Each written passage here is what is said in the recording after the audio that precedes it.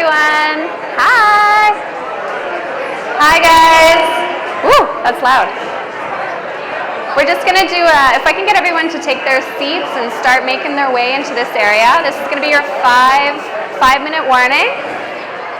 And if we can get everyone to fill the front, okay? So we want to have lots of smiling faces in the front. So don't be shy. And we're going to start the program in 5 minutes.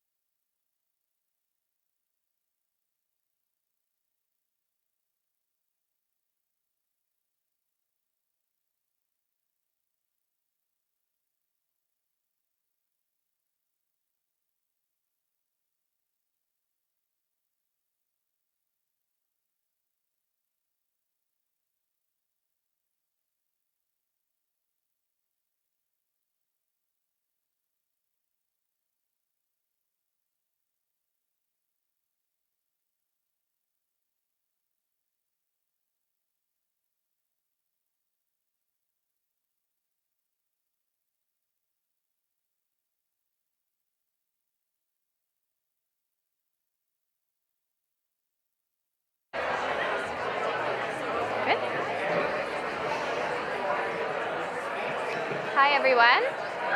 Hello. So we're going to get started tonight. I'm just going to go through a few notes on safety and housekeeping. So if you haven't found them yet, the washrooms are down the hall. The men's are really close. The women's, you got to go on a bit of a hike. So you're going to go down past the elevators, through a couple doors that are a little bit daunting, but keep going. You're going to find the women's washroom. The bar and the food station should stay open during the program, but if you're going to go and move around, we just ask you try to time it in between presenters just to minimize some disruptions. And then in the event of an emergency, please use the stairs to exit. The closest one is right there. And the muster point is just on the east side of this building. Okay? So welcome, everyone, to the second EnggTALK. And this time we're doing a powered by PechaKucha. My name is Carrie Pollack, and I'm going to be your host for the evening. Before I go into more details on what a PechaKucha is, in case you guys don't know, who I am, and most importantly, why we're here, we thought what better way to cover this off and to test my presentation skills than with a PechaKucha presentation itself. And Brian already started my slide early, so. So I'm going to cover all of this information in 6 minutes and 40 seconds. We're good? Okay. So here we go. What is PechaKucha? Key slide. There we go. Literally, PechaKucha means, it's a Japanese term, and it means the sound of chit-chat. It's a presentation style that was developed in Japan by a group of architects. They wanted a more concise and impactful way to share information in their projects. So it's 20 slides, 20 images, 20 seconds. No charts, no paragraphs, no bullet points. PechaKucha is a global organization with events happening in over 1,000 cities around the world. They've discovered that most cities, not just Tokyo, have virtually no public spaces where people can show and share their work in a more relaxed way. So if you've just graduated from university, you're working on a really cool project in the real world, where can you show it? PechaKucha is the perfect platform. Why did we choose PechaKucha? Well, most simply, we've noticed that engineers tend to give really long and boring presentations, right? So all joking aside, having attended many PechaKucha events myself and hearing others who've attended say how awesome they are, we just knew that it would be a perfect fit for tonight. I myself have done a PechaKucha besides this one. I'm a Civi 2005 grad from the U of A. I'm currently Director of Real Estate with Canada Lands Company, and I lead the development of the Village at Griesbaugh neighborhood in North Edmonton. This platform has helped me share both my personal and professional experiences, grow my network, and most importantly, learn from others. As chair of the Engineering Young Alumni Council, or what we're calling EnggYAC, I'm committed to helping young alumni share their ideas and expand their network. By giving a platform to share ideas, it's my hope that we can amplify the voices and work of our students and early professionals to advance our profession and strengthen our engineering community and network. So this event tonight wouldn't be possible without EnggYAC. We were formed in 2017, and we're supported by the Faculty of Engineering at the U of A. The faculty identified they were losing touch with recent graduates and that they really needed to do a better job engaging with students and supporting them as they entered their careers. So this event and EnggYAC are for the next generation of engineers. To start up the council, the faculty approached engineering graduates from the community to build a structure and a plan. And the council has grown today to 10 volunteers. In year one, we identified what we felt was important to young alumni, and out of that brainstorming, we formed 5 sub-councils. We're now into year 2. We're trying out new things, collaborating with groups like DivEng, APEGA, and YP Merge to elevate each other's efforts with the overarching goal of supporting young engineers and leaders in the community.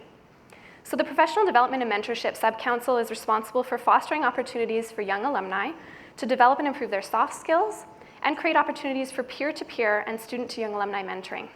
That group is chaired by Cy Ballatbeat. He's a Civi 2012 grad.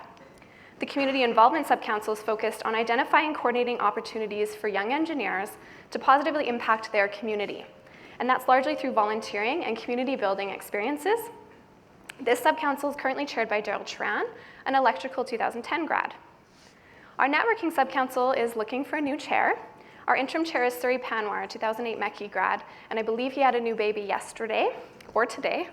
The networking group and their focus overlaps with all of the work of our sub-councils. The group's geared towards expanding the social and professional contacts amongst young alumni, connecting peers from different companies and across engineering disciplines, and connecting students with young alumni. Our Diversity and Women in Engineering Subcouncil is chaired by Julie Kim, a 2012 Civi grad, and she's a presenter tonight. This group's tasked with collaborating with other on and off-campus organizations to promote the inclusion of underrepresented groups in engineering and create opportunities that support and foster leadership for those demographics. And our final subcouncil is EnggTALK, which is the event you're at tonight. We're also looking for a new chair for this subcouncil. All of our volunteers, with support from the faculty, came together to pull this event off tonight. And Aaron Chung was one of our leaders, and he actually just defended his thesis, and so he'll be achieving his MSc in chemical engineering this year.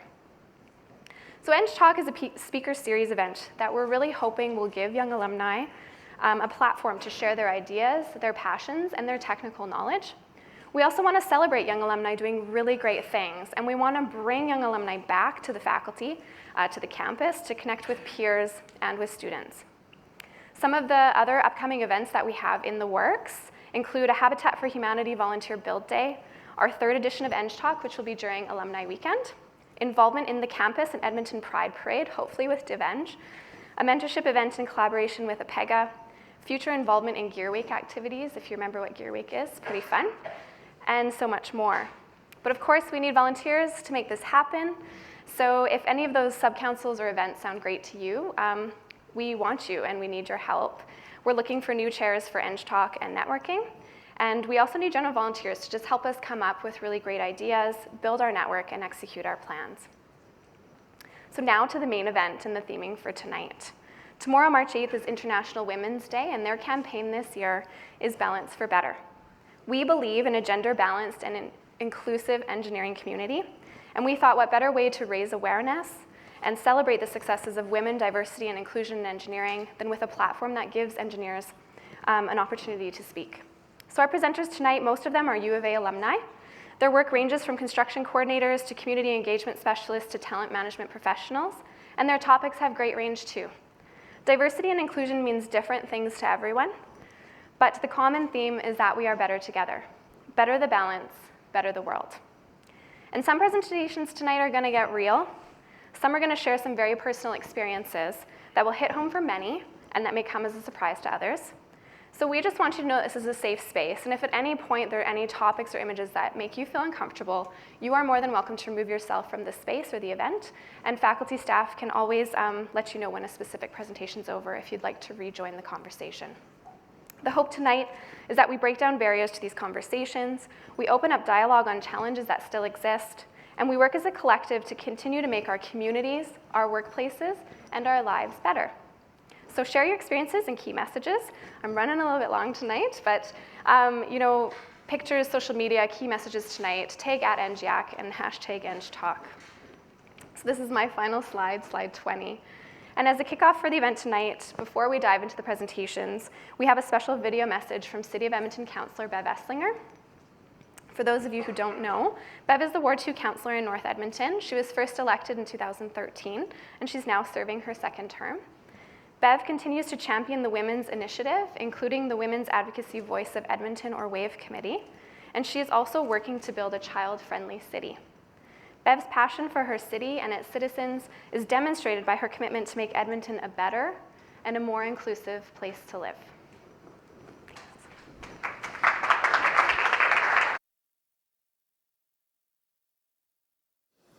Greetings. It's a pleasure to join you for the kickoff of EnggTALKs.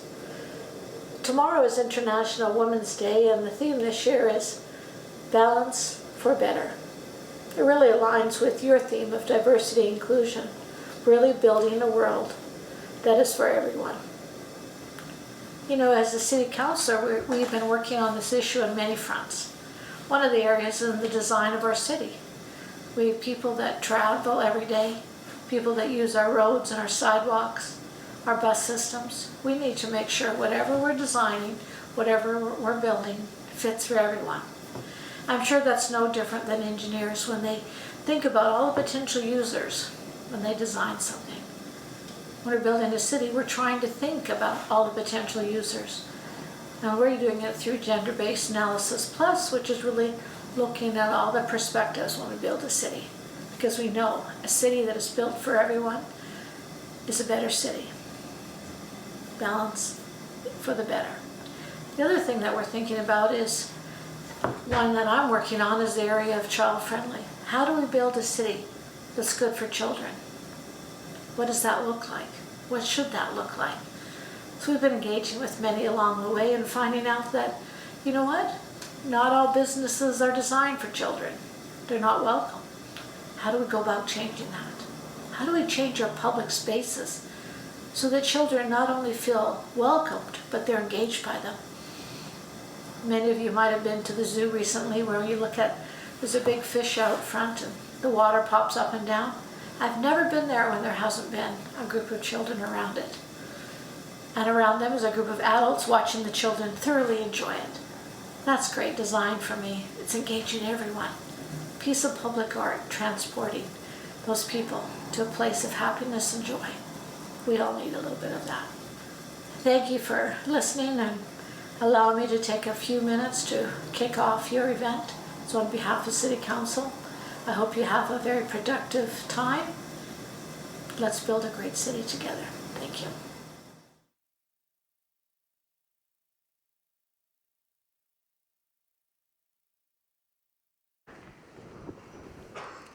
All right, so now to the main event. We've got some really great presenters lined up, and I know they're all super excited to share their stories with you guys. So first up is Julie Kim. She's a 2012 Civi grad from the U of A. She's currently working as a senior project coordinator with Bird Construction. Julie also volunteers her time as chair of the Diversity and Women in Engineering Subcouncil with EnggTALK, and I am so excited to work alongside her. Tonight, Julie's sharing her personal journey with a strong message for women empowering women. Her presentation is titled Respect, Disrespect, and Self-Respect. Please join me in welcoming Julie Kim.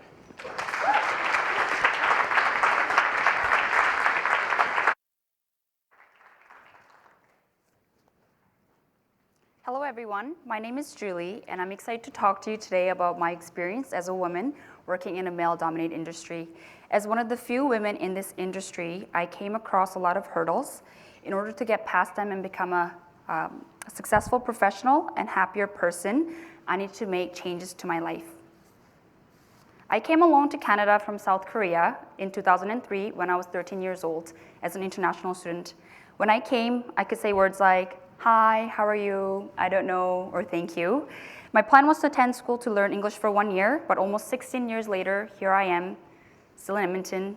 I don't know if you can tell, but I can speak English now. I was fortunate to meet very kind people during my time from grade 8 to university. They helped me with my English assignments and helped me settle in and build a strong foundation for myself here in Canada.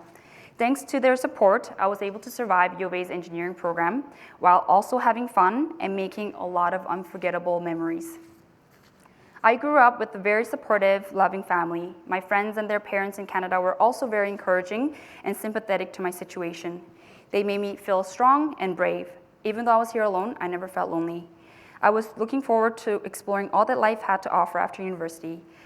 I thought my life experience up to that point prepared me. I decided to pursue my career in construction. I've always been a visual and hands-on learner and wanted to gain field experience. My first project was in Fort McMurray and it was eye-opening. I wasn't fully prepared for my professional realities as I thought I was. The vast majority of the time, I would be one of the few females almost everywhere I went. I was new to this type of setting and did not expect how cruel some people would be. I was surprised to meet people who were disrespectful, rude, and undermining towards me.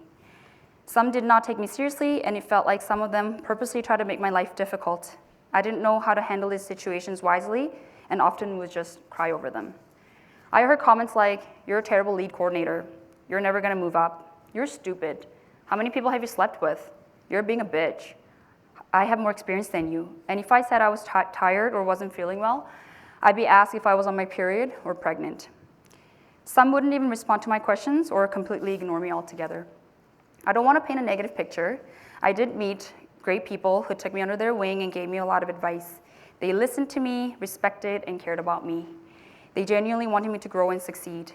They said if I want to succeed and survive in construction, I need to develop a thick skin, stand up for myself, and speak up if needed.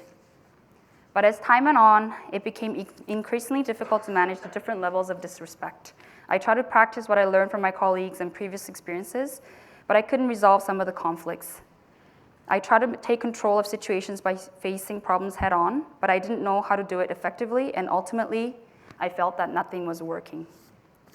I used to question, why are these things happening to me? Why is it that my male colleagues who are in the same position as me did not receive any of these comments, but I did?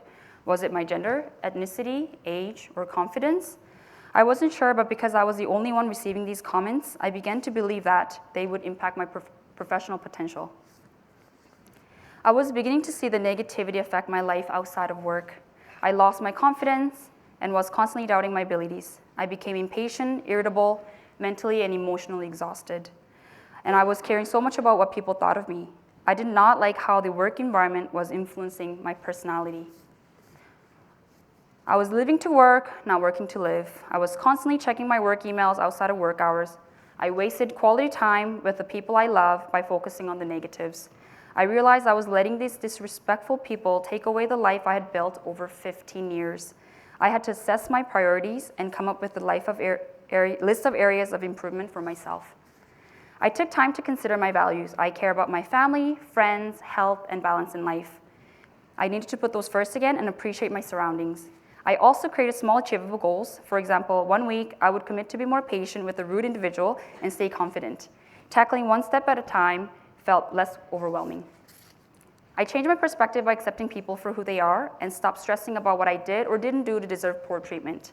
I focused on small victories instead of focusing on things that weren't getting done. This allowed me to turn my work switch off and achieve healthier work-life balance. Whew. I stopped comparing myself to others. I needed to recognize that all of us bring unique skills and qualities to the table. It's okay that a colleague who started at the same time as me became a project manager before I did. Stop focusing on others allowed me to enhance my own skills and focus on my professional trajectory. I believe that self-respect is about self-improvement and being kind to yourself. I incorporated exercise into my life and gave more to my community by volunteering. I set clear boundaries between work and personal time and made sure to recharge by taking vacations. These small changes really help me value myself more. I'm constantly working on improving my communication skills. It never ceases to amaze me how one message can be delivered and interpreted so differently, especially in a fast-paced work environment. I believe that effective communication is essential to maintaining healthy relationships, which will also improve morale and productivity. In professional settings, many women tend to not pump their own tires or give themselves enough credit. As women, we need to show that we're not weak, we're not a bitch, nor being bossy, we're assertive. Our periods do not impact our performance, and we have right to speak up and put our foot down when needed. We need to be more confident in ourselves and should give credit where it's due. We also need to be objective about our experiences and manage what is in our control to enhance our personal and professional happiness. It wasn't until I truly respected myself that I could manage the disrespect and earn the respect I deserve. If you have or know someone who has experienced similar situations, please know you're alone. We can't always control disrespectful people, so let's stop allowing disrespect to ruin our day or self-esteem. We are smarter and stronger than we think. By working to become better versions of ourselves, we gain our own respect, and that's the ultimate respect worth having. Thank you.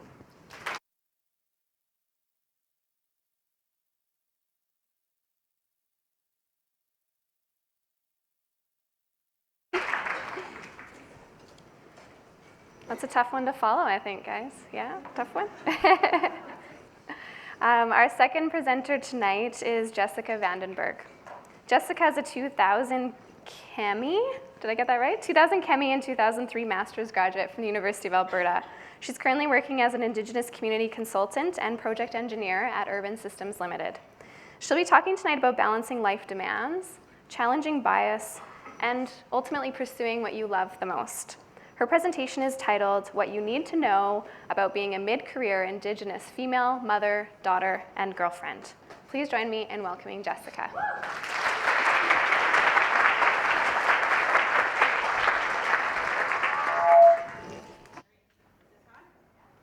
Can you hear me? All right, thank you for having me here this evening. I'm going to take you on a journey through my mind. So 2002, Oh, I have a wedding to plan at the Mutart. I need to find a harpist. I wonder who that photographer was that my friend Kim used. I got to figure out how to fit all those guests in one place all at the same time. And I think maybe the moms can cook something. Oh, and I have to send my thesis off to the printers. I have to get it proofread. I wonder who's going to sit on my thesis panel. I hope there's a mining engineer because I want the chemical and mining engineering disciplines on my master's degree.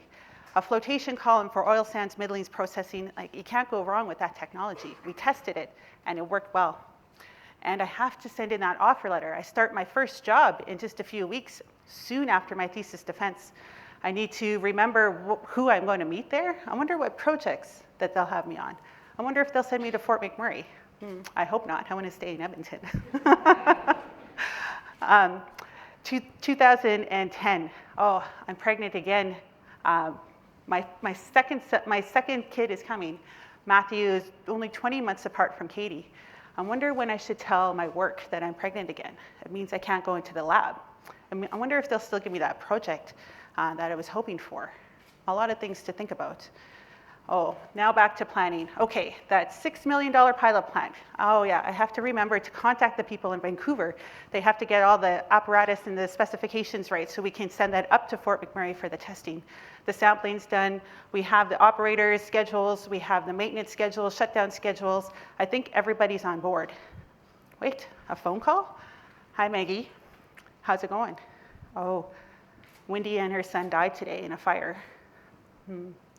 I'm sorry to hear that. What's going to happen to my nephew, BJ? I guess I better figure out when and how to get to the funeral. This makes me very terrible to hear that. 2018.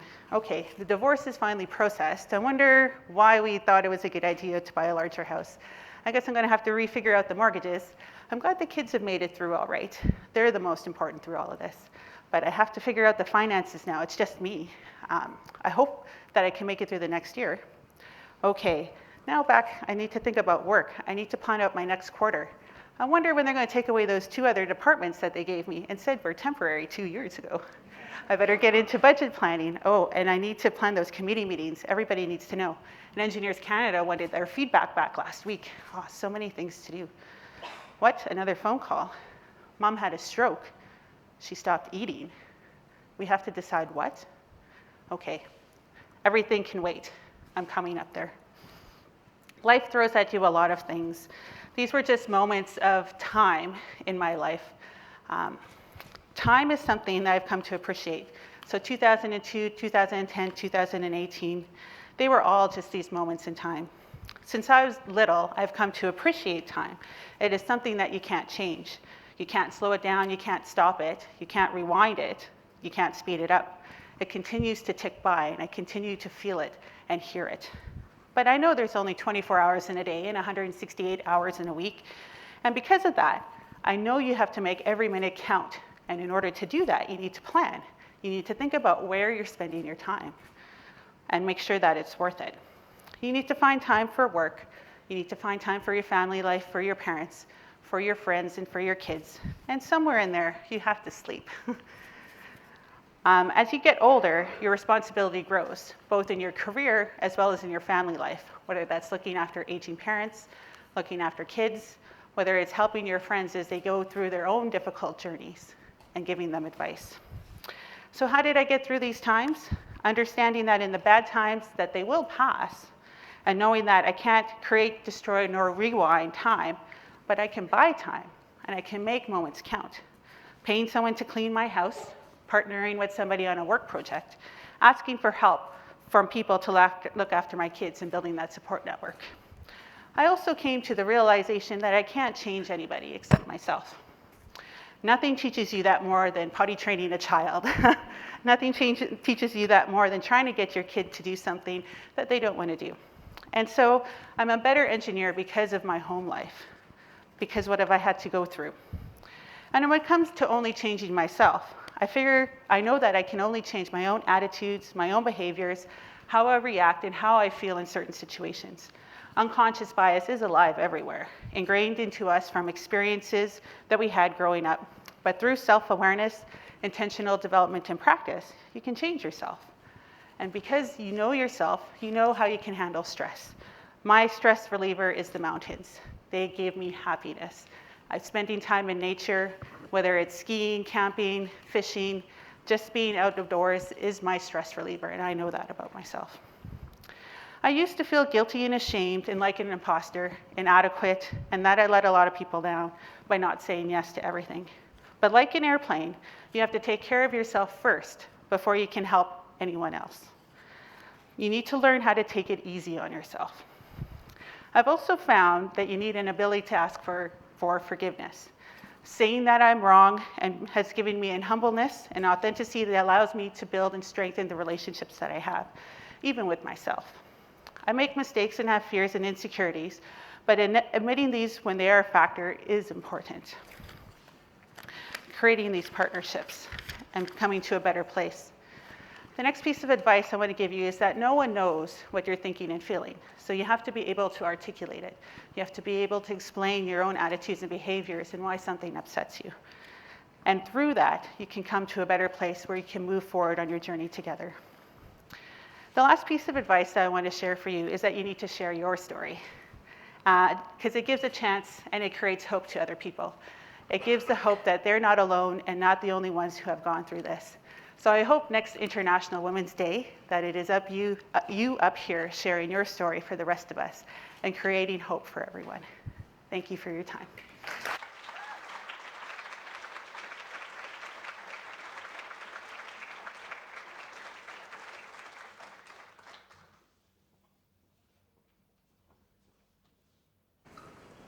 Thanks, Jessica. Next up is Meghna Valpadas. Meghna is a fifth-year civil engineering student at the University of Alberta, and she's the founding president of the Diversity and Engineering Group here at the U of A. She's a passionate community leader, currently residing as vice chair of the Women's Advocacy Voice of Edmonton, or WAVE Committee, a former member of Edmonton's Youth Council, and co-founder of the FemPower and Generation Shift conferences, which were geared towards empowering people of all genders. Tonight, Meghna will be presenting on strategies to engage with diverse teams and give us ways to support outside of the box thinking. Her presentation tonight is titled Diversity and the Power of a Team. Please help me in welcoming Meghna.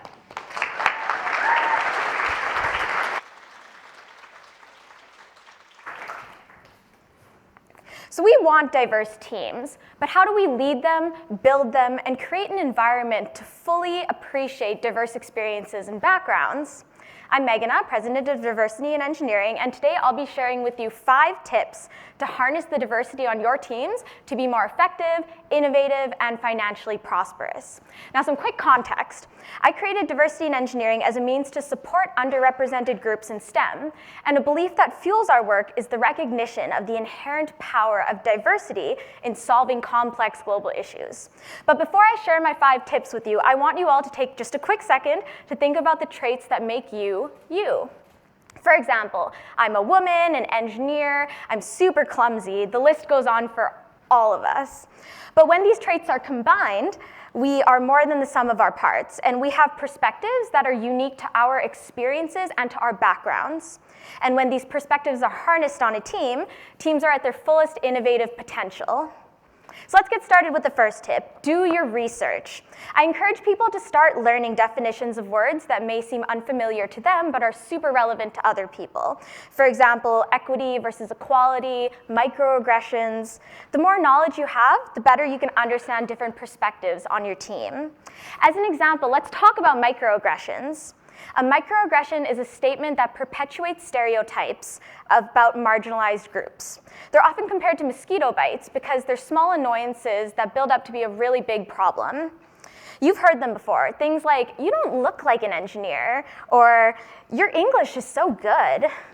Now read between the lines. To the untrained ear, a microaggression may seem like, just a comment or a joke, but telling someone that they don't look like an engineer implies that they don't fit in, that they're different. But without knowledge of the concept of microaggressions, it might be hard to recognize them when they come up in a conversation. So sometimes it's hard to see things through other people's eyes, but it's not always fair to ask others to teach us about their experiences. Do your own research to familiarize yourself with concepts that you don't know about, because it's an important step in understanding and recognizing non-inclusive behaviors. Now, On to the second tip, lead by example. In tip 1, we talked about doing our research and building up a vocabulary, but how do we integrate this new knowledge into our team practices? I have 3 methods, which I'm going to explain again using the example of microaggressions. So my first method is to set an example on your team. In the case of microaggressions, it's a lot easier to avoid this language altogether than to try to press undo or Control Z in the middle of a conversation. So before making a statement, ask yourself whether it stereotypes, assumes, or labels a group or makes them feel uncomfortable because of their identity. If the answer is yes, it's probably better left unsaid because it's probably not the most productive statement. The next one is to acknowledge mistakes. For example, let's say someone says that you've made them uncomfortable because of a statement. Well, acknowledge the occurrence and be vocal about the fact that you said something that was uninclusive, and then do your research to understand the implications and the nuances of what you said. And then finally, apologize genuinely and be open to feedback. And my last method is to, whenever appropriate, call people in by educating them with kindness as opposed to calling them out. For example, if you're the target of a microaggression, a simple way to point it out is to ask, hey, what did you mean by that? This forces someone to rethink their statement, and it saves you time and energy from having to explain. Okay, so we're doing our research, we're leading by example, and we're trying to be super progressive. Great, but how do we build a diverse team? For my third tip, we have to acknowledge diversity without limiting people to one part of their identity. So that starts with acknowledging people, being allies, and avoiding tokenizing them. So when you see someone, a little voice may pop into your head and place them into a neat little box, which is something that we do with stereotypical traits. Media does this a lot. Take, for example, the black guy, the immigrant, the woman. Maybe you even did this when you saw me up here. That little voice is what you're socialized to think about someone. It tokenizes them and reduces them to one identity. For example, when I Google CEO stock photo, I get images of these guys, and the little voice in my head tells me that they look like CEOs, but really I know nothing about them. And when I question this little voice in my head, I don't even know their qualifications or who they are.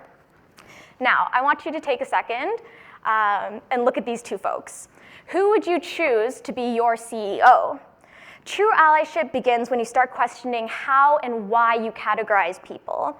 By doing that, you're combating tokenism and appreciating people for all of who they are, not just one part of their identity that fills a checkbox. My 4th tip. Have you ever heard the phrase, check your privilege? Now, privilege is the social dynamic where certain ways of being are normalized and deemed superior.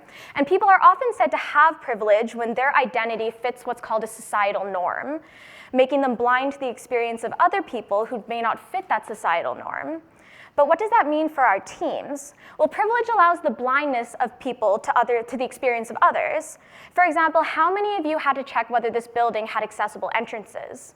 I didn't, because I have the privilege of not having a physical disability. How many of you feel lucky because you don't see race in your day-to-day interactions? Well, that's probably because race doesn't affect you in your day-to-day interactions. So right about now, it's really easy to feel guilty for having societal privilege. And that's okay, but if you feel guilty, don't make it about you.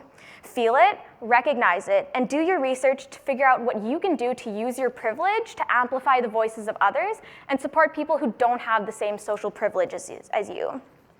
Now, my last tip is the hardest for people. Be kind to yourself and nurture others. Take what you've learned here today from all the speakers and continue to challenge your traditional practices. The less you're afraid of change, the better that your teams will operate, guaranteed. And right about now, you might feel upset, guilty, enlightened, excited, sad. That means that you're growing. Question your team dynamics, but don't forget to nurture yourself and others in the process. We're all human, we're all flawed. We take time and experience to learn and grow, and today I've asked you to unlearn. So be kind to yourself and to others as you do so. Thank you.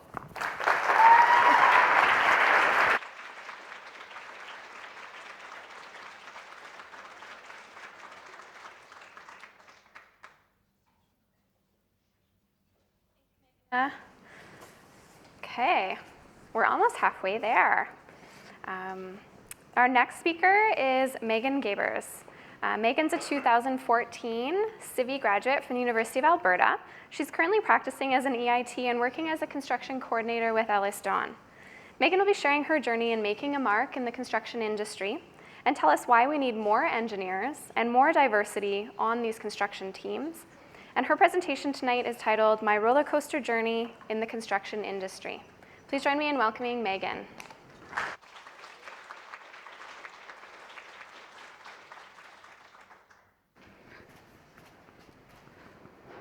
Hello, everyone.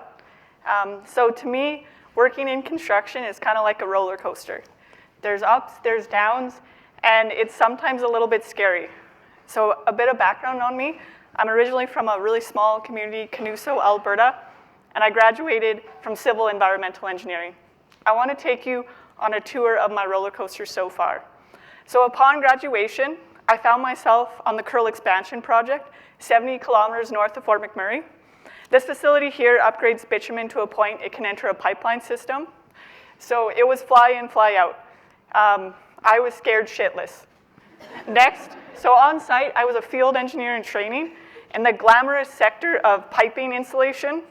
This is pretty close to civil engineering, eh? So it might not have been my first choice, but I learned a lot, including how to read drawings properly, cost control, scheduling, heat trace, mechanical systems, and really importantly, how to work safely. So the shift was 14 days on, 7 days off. While I was at work, I stayed in the Wapasu work camp, which is a 5,000 person work camp. Adults from all over Canada and the States stay here, but there was an upside to being in camp. One of my passions outside of work is traveling, and being in camp is kind of like backwards traveling. No one really wants to be there, but there's people from all over the world there. So I got to learn about life in Southern California, the very distinct differences between someone from Newfoundland and New Brunswick.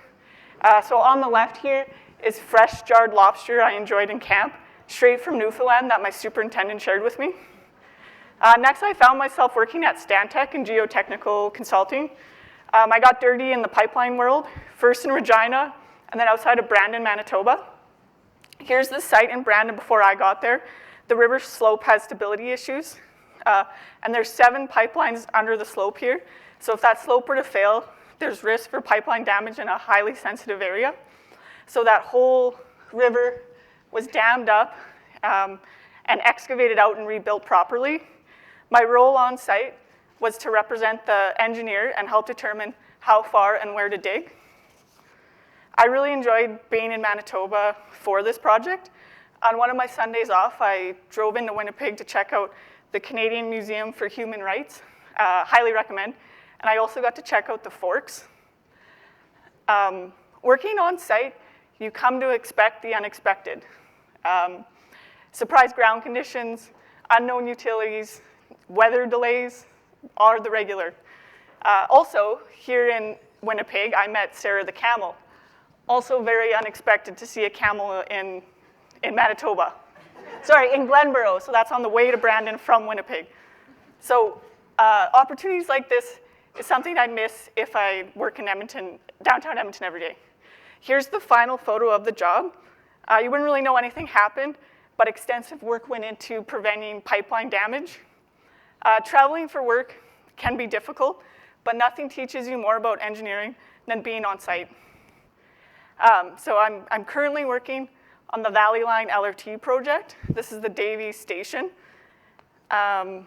It's under the joint venture TransEd. It's 12 kilometers of urban rail from Millwoods to downtown. It's the largest construction project the city has ever undertaken. I'm very lucky to be on this project and work on a variety of scope. So here's some rail.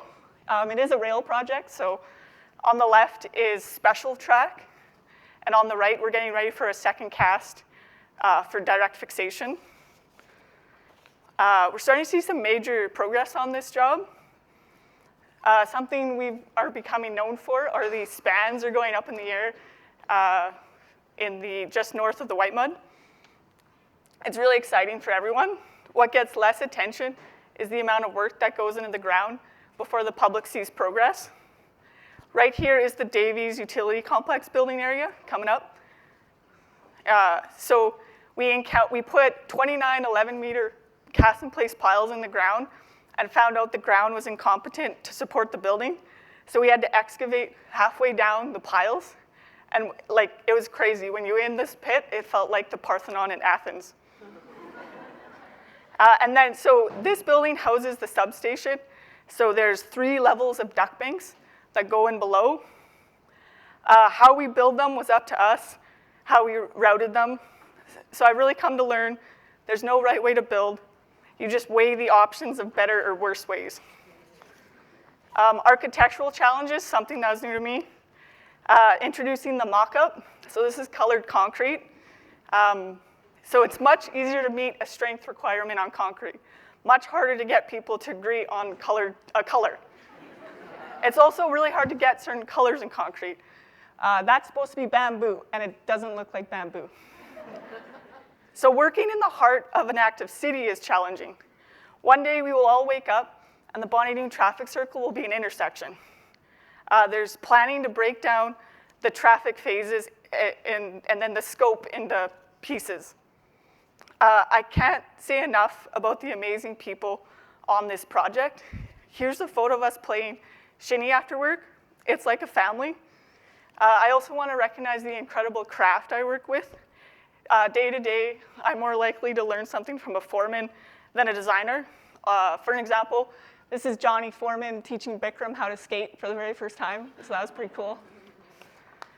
Most people I work with have built me up, like the guys in Trailer D5. When I started this presentation, and it included a bunch of shitty things said to me because I'm a woman in construction. But these comments didn't make the cut. I was too excited to share with you the challenges and the ups of some of my past projects. So to future engineers, I hope in your future you're passionate and excited by your challenges you face, that you're too busy to focus on sexist, racist, or biased comments you may face. It doesn't make them okay, but I hope you're too busy kicking ass that you don't believe someone who says you can't because you don't fit the mold. Thank you.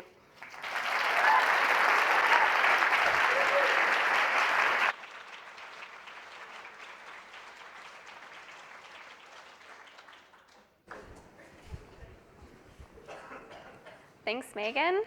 Yeah, you definitely took me on a roller coaster there with that one, so great presentation.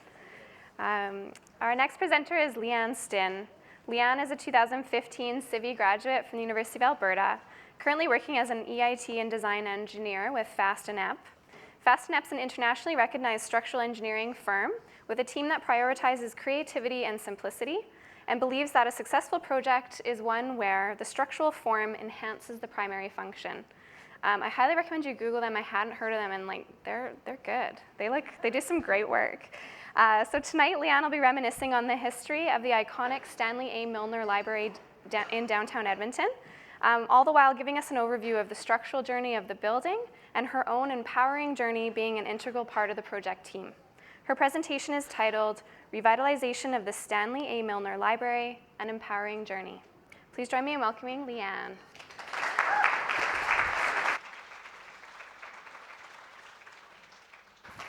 Thanks, Carrie. So I'm gonna switch things up a little bit here. I dream of the day where we can have women in engineering presentations that no longer have to focus on the barriers that women face, but instead on the great work that we do. And I think we're gonna get there through representation. And that's gonna look like amazing women working on awesome projects so that the next generation's like, you know what, I can do that. So as a self-declared awesome woman, this is my amazing project, the Stanley Milner Library. This is it back in 1967 when it was first being constructed. And as you can see here, it's a little bit of a fortress. This was the style of the day, though. The architects love this. It's called brutalism. I kid you not. This really tried to show off structure, and as a structural engineer, I'm all for that, and it was showing off concrete, while also being functional and protecting the books with this dark space. However, today's libraries, they don't need that. Today's libraries get to be a nice open space where, you really get to celebrate community. You have access to things like technology and resources, and it's maybe less about the books, but about some of the great things that you can do in spaces like this. So how do we get here? Well, the architects went through a journey, as they do, with a bunch of different concepts, and they're like, well, what's signature about Edmonton? Edmonton's cold.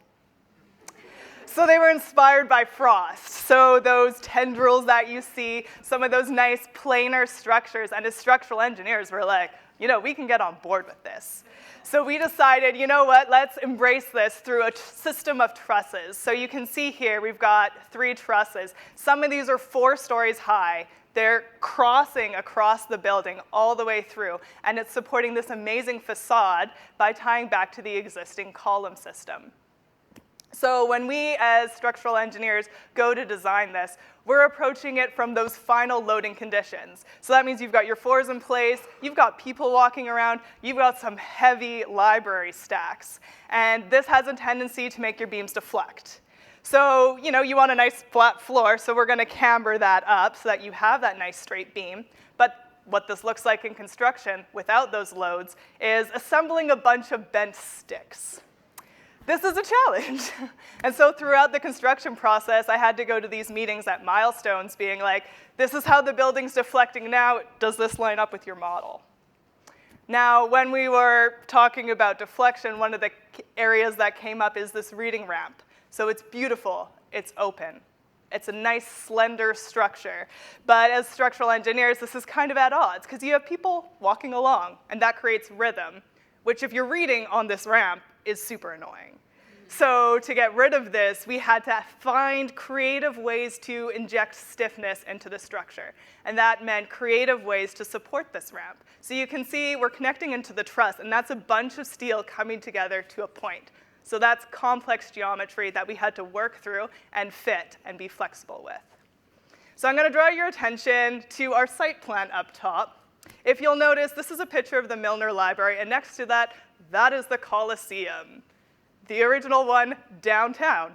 It's not there anymore, but that tells you how old these drawings were. So old, in fact, that we didn't have the 2nd floor, we didn't have the 3rd floor, but the architect is like, this is a feature space. We want to cut giant holes in this to open it up and make it nice and light. So as you can imagine, this is a bit of a problem. But we're like, you know, we got this. We got this. We're going to add some beams. We're going to tie back to the columns. And this will totally work out. But what this looks like in construction is, on my drawings, I have a bunch of assumptions being like, oh, this beam is this size. OK, it's got this reinforcing. All right, now prove it.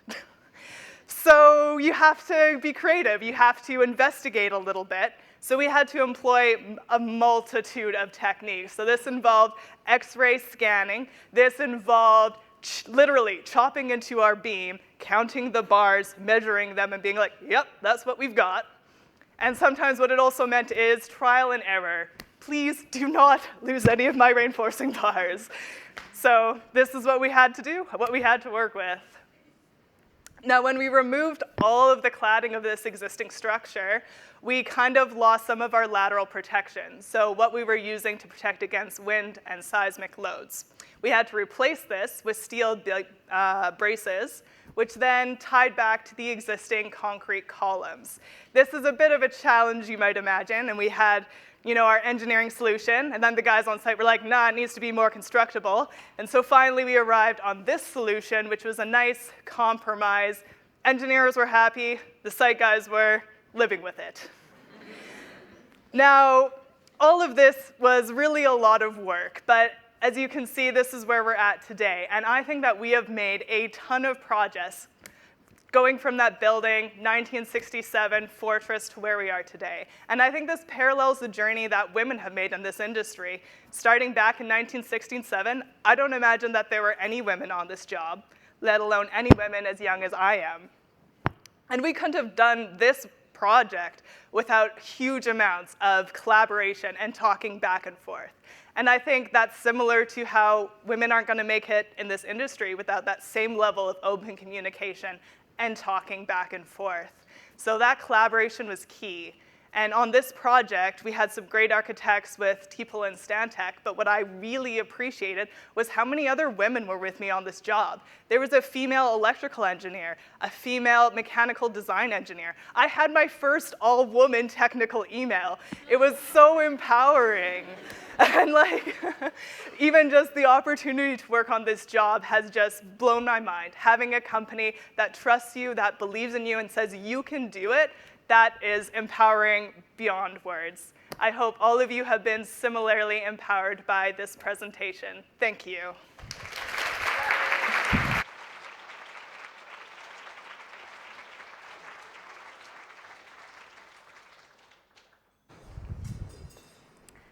Thanks, Leanne. I know everyone's excited for that building to open.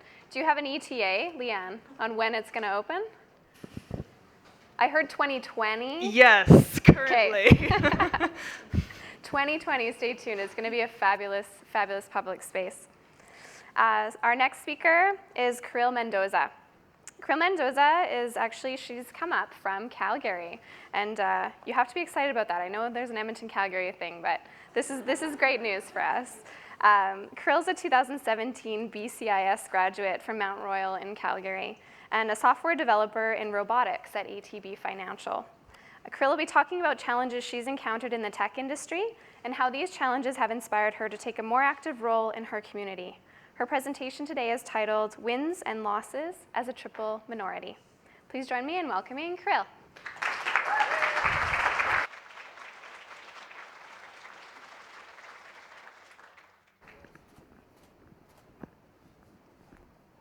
Okay, Newton's third law of physics states that for every action, there's an equal and opposite reaction. So I would like to build upon this and say that for every disadvantage that I've had equal, if not more, advantages and successes in my life. So I thought, what better way to do this than with a countdown? 10. What better number to start with than with 10? 10 has two numbers, 1 and 0. For computer science people, it represents the binary. For me, age 10 was really significant because that's when I realized I don't fit the regular feminine narrative. I hated wearing dresses, I walked like a boy, so my mom forced me to ballet. Now I've come to terms with who I am and what my identity is. I'm a member of the LGBTQIA community. I still hate wearing dresses, so I wear dress shirts now. And my parents have also seen me grow and have seen what changes I've been through and come to accept who I am as a person. 9, there is a 9.4 unemployment rate for immigrants who have been here for 5 years and less. Whether it be language barrier, whether it be cultural reasons as to why they can't get a job immediately after coming here, these facts still exist. That means that it's retail jobs and fast food jobs, jobs often people look down upon. And this is the same story for my parents. They also started somewhere. Accountants and lawyers coming here to work retail just to build us and get our life started, raising us at the same time, and as well as upgrading their courses just to be able to perform the career that they were actually doing back home. Which brings me to 8. 8 years since we've been here, or what I like to call the immigrant experience. 8 years since we came here with just luggage bags full of clothes, not knowing if we're gonna stay here, if we're gonna be here for a long time, or if we're gonna even succeed. But I think we've prevailed. We've reached our goals. My parents have raised 3 children who have already finished post-secondary. We have a house, we have a car. In fact, my parents are pretty much so done that they are already talking about retirement. They are 9 years away, and they're like, we're retiring, goodbye, children. 7, 74% of young girls actually express interest in computer science and STEM careers. However, only 28% actually end up with computer science degrees. I have seen this firsthand, being one of the only 3 women who have actually graduated my degree.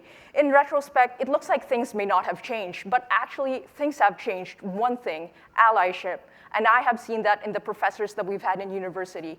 I can pretty much say that I graduated because of them. They have created a community and a safe space for us to be able to talk to them and for us to actually also have someone to look up to. 6, 60% of qualifications is the minimum men need to meet in order to apply for a job. Women won't apply until they have 100%. This is what is called the confidence gap, or what I also like to call men who don't know about topics talking over a woman who knows more than they do. So all I can say to this is shoot your shot. I can say that I did not meet 100% of the job descriptions that I have right now.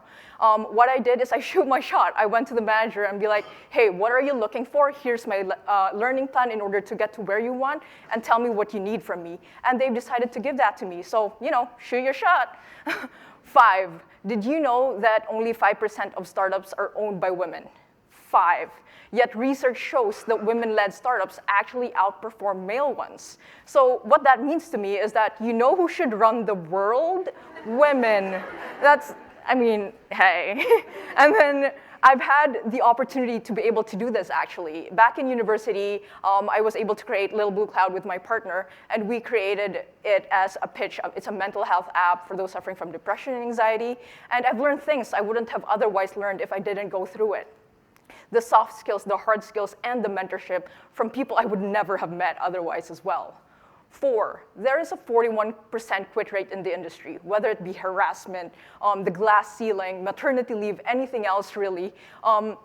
It's really hard to get through. Especially in computer science, women computer science students are often told that you're going to be a great business analyst.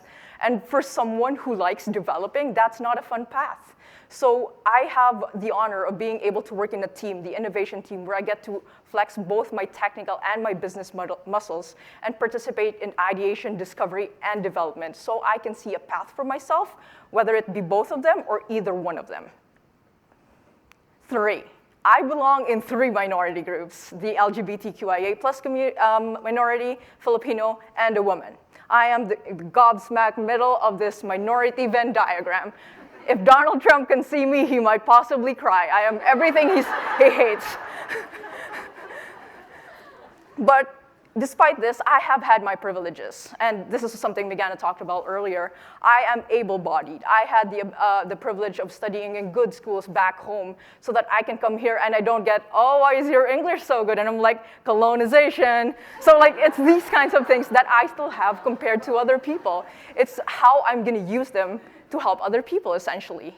And 2, I have 2 leaders. I have 2 direct brown leaders, and I have 2 direct female leaders. On top of all this, literally, is our female head of innovation, Sue McGill. So really, I've hit the leadership jackpot.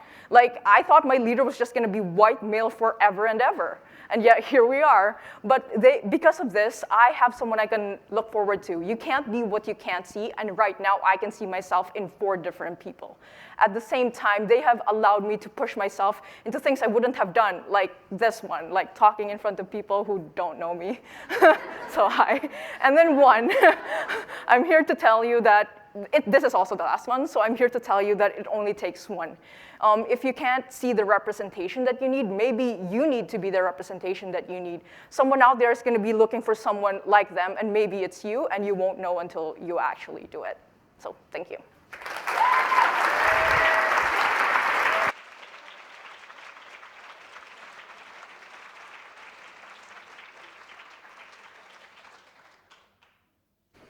Thank you, Krill. Okay, our final speaker for tonight. Thanks everyone for hanging in there.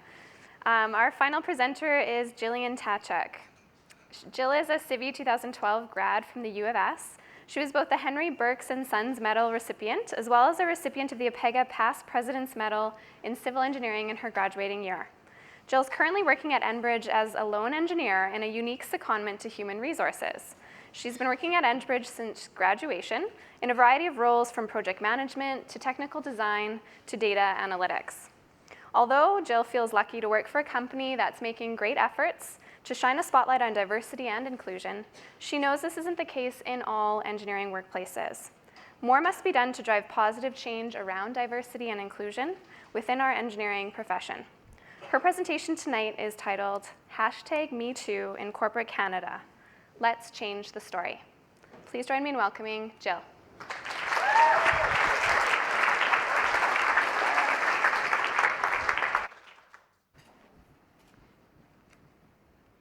It is well known that sexism, sexual harassment, and assault are more likely to occur in workplaces with male-dominated leadership teams or where women are generally outnumbered. And both of these factors definitely exist, at least in the engineering-heavy parts of most, if not all, major North American companies. Since #MeToo went viral, many female engineers have found the courage to at least start sharing some past experiences with each other and are reflecting on them on our own. And sadly, nearly every single one I've talked to, from juniors to executives, has some story to tell. And while these in no way represent our overall career stories, here are a few examples.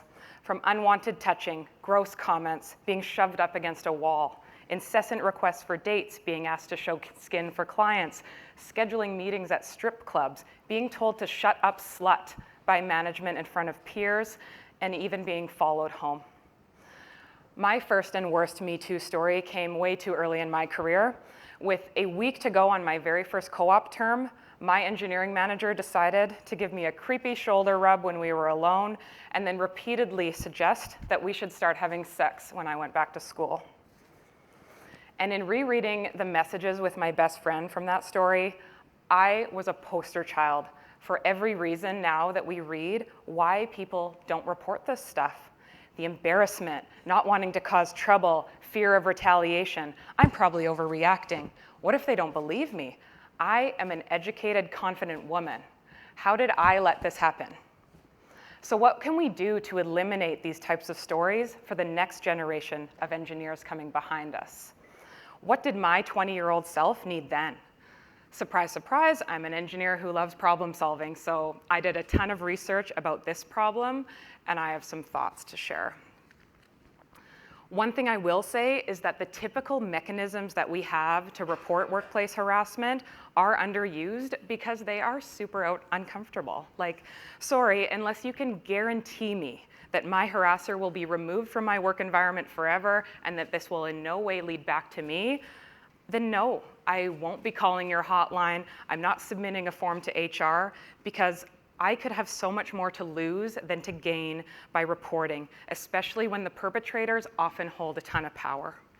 And something else that we've learned from Me Too is that victims of harassment or assault are much more likely to report their story if others have already come forward about the same person, or if they believe that reporting their story could help other potential victims. And that last point is something that's been weighing very heavily on me with my story and is part of my motivation for being here today. How many other young people have worked for that guy since 2009 with that sort of disgusting, predatory behavior left alone? At minimum, one thing that I believe that all of our companies and professional associations should be doing is rethinking the systems that they offer for their employees to report incidents so that they're actually used if this sort of toxic behavior is taking place. I was happy to learn that there are already innovative tools on the market today like Callisto. It has a TED Talk, you can look it up. And here, victims are able to log detailed incidents in a safe, non-judgmental way in an app and name their perpetrator. But the key thing is that that report goes nowhere, not to HR, not to the police, until the victim says so on their own terms. And if somebody else logs an incident about the same person, the victims are alerted and they're given the choice whether they want to come forward to report together, or if they're still not comfortable speaking up, they don't need to do anything. Now, reporting mechanisms aside, the best predictor of a harassment-free work environment is having better gender balance at all levels, from front lines to executive management. So we remember this hashtag I look like an engineer campaign, right? Well, how about hashtag I look like a CEO? How do we get more diverse candidates into the senior leadership pipeline? Well, no matter who you are, to get yourself on your company's radar for future potential, you have to build your reputation and your resume by demonstrating technical competence, influence, communication skills, business acumen through many different roles and projects earlier in your career. And this builds the range of experience that's necessary to be an impactful senior leader later. So how do you make sure that you're even aware of and fairly considered for critical career growth opportunities within your own company after you've been hired for your first job there? Well, what does unconscious bias tell us? That all human beings are naturally inclined to want to interview, hire, promote, advocate for, give special projects to people who remind us of ourselves. And there is also this fine line that our companies have to walk now between perpetuating the white male-dominated status quo or improving diversity but causing sentiment around tokenism or positive discrimination. So what if we took the biases of the bosses out of the opportunity equation altogether? What if we start to break down network-based advancement cultures in favor of true meritocracy for everyone? Something I've developed a huge passion for over the last year is the design of non-biased, employee-driven internal mobility programs, which just means experiencing new challenges within your own company over time to drive constant learning and growth. So what if our companies could offer programs where it didn't matter who you know, who your boss is, where you're from, if you're extroverted or not, programs where anyone has the ability to put their own name in and drive their own career goals forward with open access to apply to the opportunities on the table, and then the most qualified person gets the job. Isn't that the fair system that all of us want? Engineers Canada writes that 30% is the tipping point for sustainable change. So if we're aiming for 30% of our new engineers to be women by 2030, how about 30% in senior leadership too? And if everyone works together on that from the top down to drive systemic bias out of access to career growth opportunities at our companies, I am optimistic that we can and will change the story. Thanks.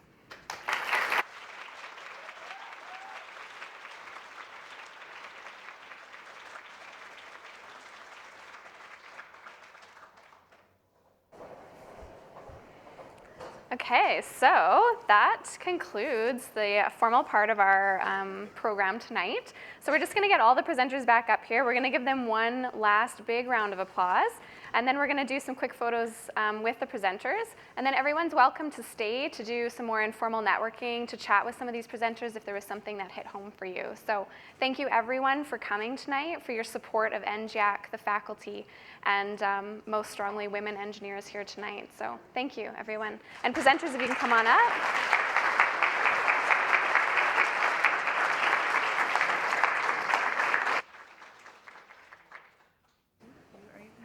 I don't know, what?